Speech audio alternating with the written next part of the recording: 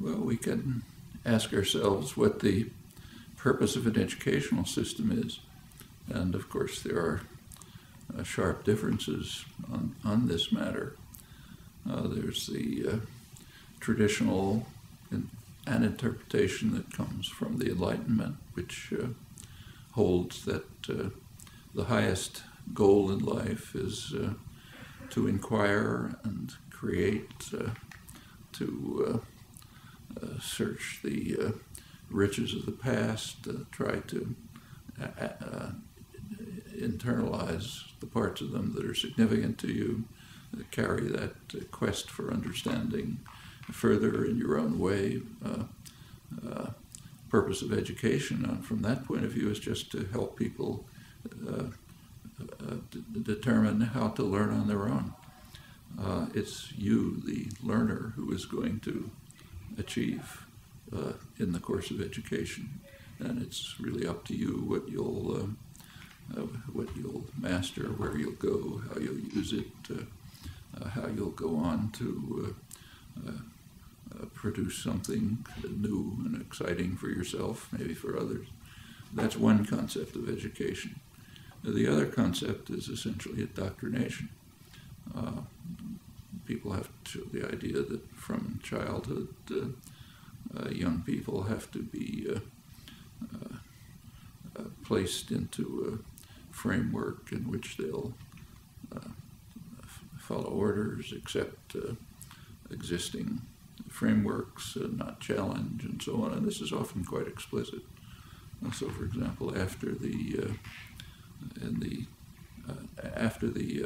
activism of the 1960s, there was great concern across much of the educated spectrum that young people were just getting too free and independent, that the country was becoming too democratic, and so on. And in fact, there's an important study on what's called the crisis of democracy, too much democracy, arguing that claiming that there are certain institutions responsible for the indoctrination of the young. It's their phrase, and they're not doing their job properly. That's schools, universities, churches. We have to change them so that they carry out the job of indoctrination and control more effectively. That's actually coming from the liberal internationalist end of the spectrum of the spectrum of educated opinion.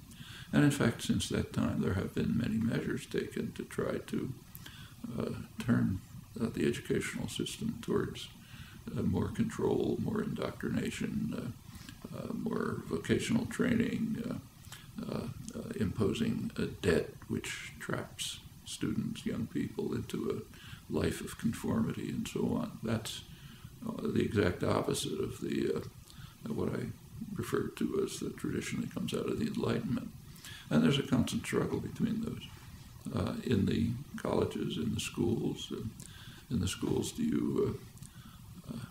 you train for passing tests, or do you train for creative inquiry, pursuing interests that are aroused by material that's presented and that you want to pursue either on your own or in cooperation with others? And this goes all the way through up to graduate school and research. Just two different ways of looking at the world. When you get to say a research institution like the one we're now in, at the graduate level, it essentially follows the Enlightenment tradition. In fact, science couldn't progress unless it was based on inculcation of the urge to challenge, to question doctrine, question authority, search for alternatives, use your imagination, act freely under your own impulses. Cooperative work with others is constant, as you can see just by walking down the halls.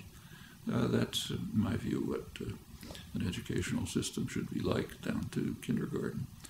But there's certainly are powerful structures in the society which would prefer people to be indoctrinated, conform, not ask too many questions, be obedient, fulfill the roles that are assigned to you, and don't try to shake systems of power and authority.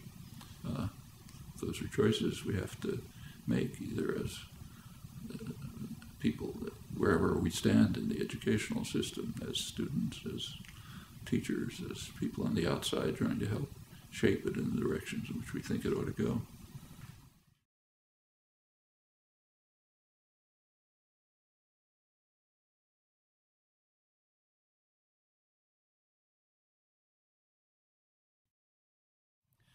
Well, there certainly has been a very substantial growth in new technology of communication, information, access, interchange. It's surely a major change in the nature of the culture and society. We should bear in mind that the technological changes that are taking place now, while they're significant, probably come nowhere near having as much impact as technological advances of, say, a century ago, plus or minus. So the shift, say, let's take just communication.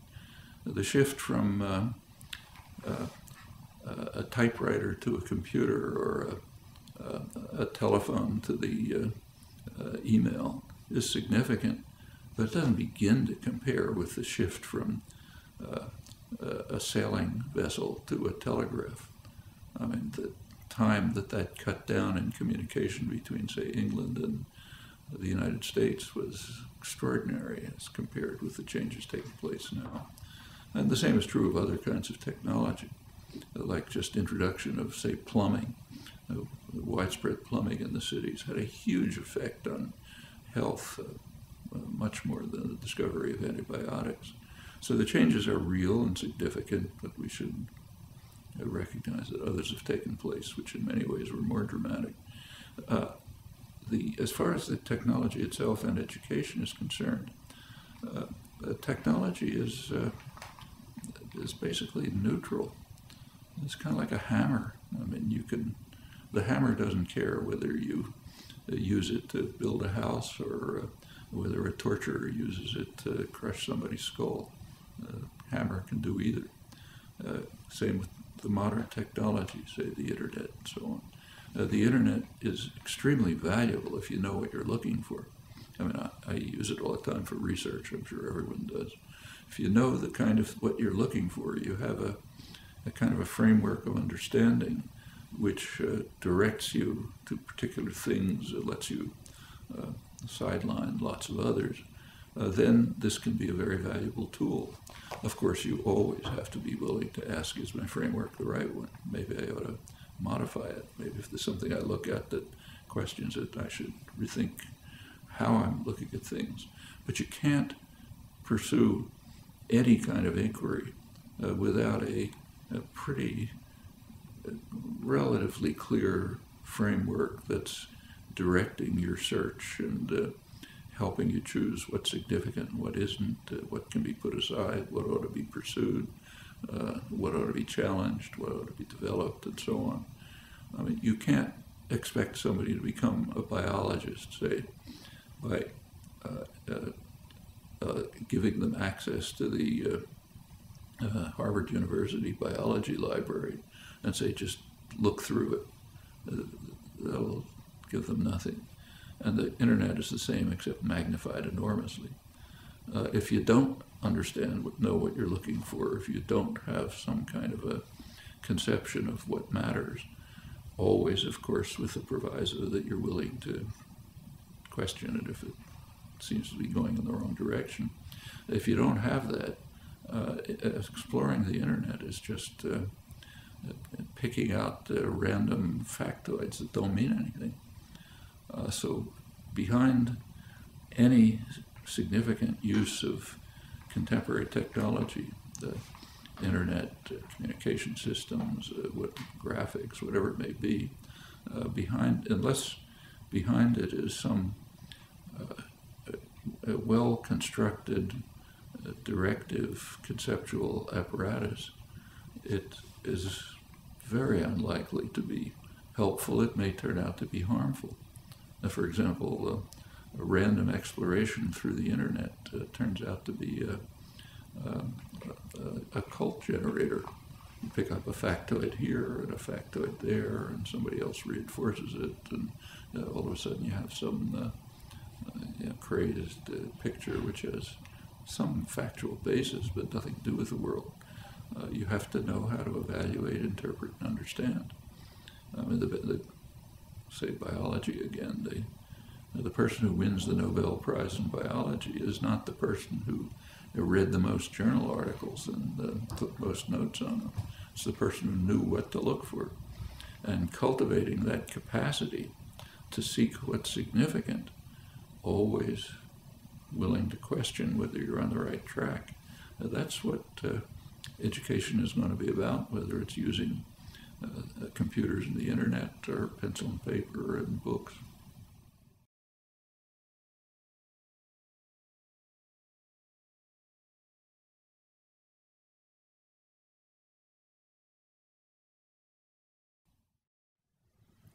Well, education is discussed in terms of whether it's a worthwhile investment. Does it create human capital that can be used for economic growth and so on? That's a very strange, it's a very distorting way to even pose the question, I think.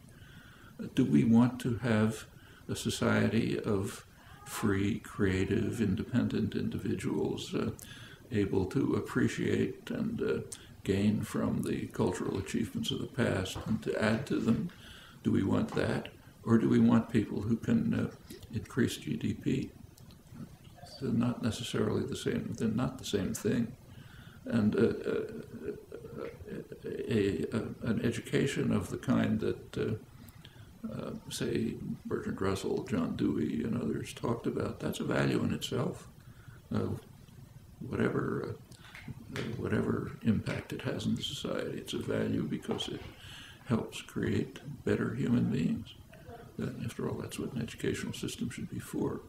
On the other hand, if you want to look at it in terms of costs and benefits, take the new technology that we were just talking about. Where'd that come from? Well, actually, a lot of it was developed right where we're sitting. Down below where we now are was a major laboratory back in the 1950s, where I was employed, in fact, which was had lots of scientists, engineers, people of all kinds of interests, philosophers, others, who were working on developing the basic character of and even the basic tools of the technology that is now common. Computers and the internet, for example, were pretty much in the public sector for decades, just funded in places like this, where people were exploring new possibilities that were mostly unthought of, unheard of at the time. Some of them worked, some didn't. The ones that worked were finally converted into tools that people can use. That's the way scientific progress takes place. It's the way cultural progress takes place generally. Classical artists, for example, came out of a tradition of craftsmanship that was developed over long periods with master artisans, with others, and sometimes you can rise on their shoulders and create new marvelous things. But it doesn't come from nowhere if there isn't a lively cultural and educational system which is geared towards encouraging creative exploration, independence of thought, willingness to challenge, to cross frontiers, to challenge accepted beliefs and so on. If you don't have that, you're not going to get the technology that can lead to economic gains, though that I don't think is the prime purpose of cultural enrichment and education as a part of it.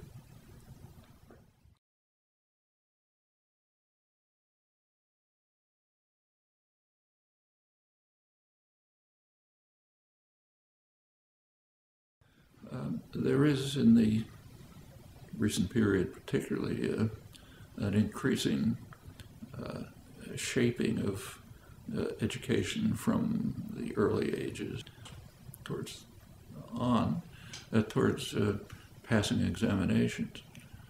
That can be, taking tests can be of some use, both for the person who's taking the test, see what I know and where I am, what I've achieved, what I haven't, for instructors, what should be changed and improved in developing the course of instruction. But beyond that, they don't really tell you very much. I mean, I know for many, many years I've been on admissions committees for entry into an advanced graduate program, maybe one of the most advanced anywhere. And we, of course, pay some attention to test results, but really not too much. I mean, a person can do magnificently on every test and understand very little. I mean, all of us who've been through schools and colleges and universities are very familiar with this. You can be assigned, you can be in some, say, course that you have no interest in, and there's demand that you pass a test, and you can study hard for the test, and you can ace it, to use the idiom, you do fine. And a couple of weeks later, you forgot what the topic was. I'm sure we've all had that experience. I know I have. It can be a useful device if it contributes to the constructive purposes of education. If it's just a set of hurdles you have to cross, it can turn out to be not only meaningless, but it can divert you away from things you ought to be doing. Actually, I see this regularly when I talk to teachers. Just give you one experience from a couple of weeks ago, but there's plenty like it. I happened to be talking to a group which included many school teachers.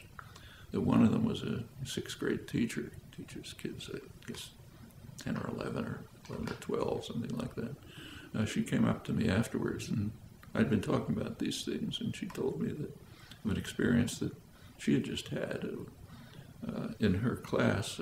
After one of the classes, a little girl came up to her and said she was really interested in something that came up, and she asked how she could the teacher give her some ideas about how to look into it further. And the teacher was compelled to tell her, I'm sorry, but you can't do that. You have to study to pass this national exam that's coming. That's going to determine your future. The teacher didn't say it, but it's going to determine my future, like whether I am rehired and so on. The system is geared to getting the children to pass hurdles, but not to learn and understand and explore. Now, that child would have been better off if she had been allowed to explore what she was interested in, and maybe not do so well in the test about things she wasn't interested in. And they'll come along when they fit into her interests and concerns. And so a test,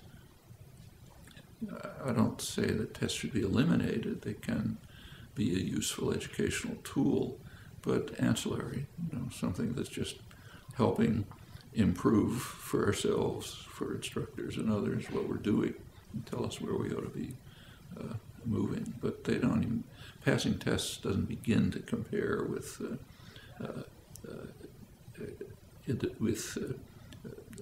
searching and inquiring and into pursuing topics that engage us and excite us. That's far more significant than passing tests. And in fact, if that's the kind of educational career that you're given the opportunity to pursue, you'll remember what you discovered. There's a famous physicist, world famous physicist, right here at MIT, who, like a lot of the senior faculty, was teaching freshman courses. He once said that In his freshman course, students will ask, what are we going to cover this semester? And his standard answer was, it doesn't matter what we cover. It matters what you discover. And that's right. Teaching ought to be inspiring students to discover on their own, to challenge if they don't agree, to look for alternatives if they think they're better ones, to work through the great achievements of the past and try to master them on their own because they're interested in them. If that's the way teaching is done, students will really gain from it and will not only remember what they studied, but will be able to use it as a basis for going on their own. And again, education is really aimed at just helping students get to the point where they can learn on their own, because that's what you're going to do for your life, not just absorb materials given to you from the outside and repeat it.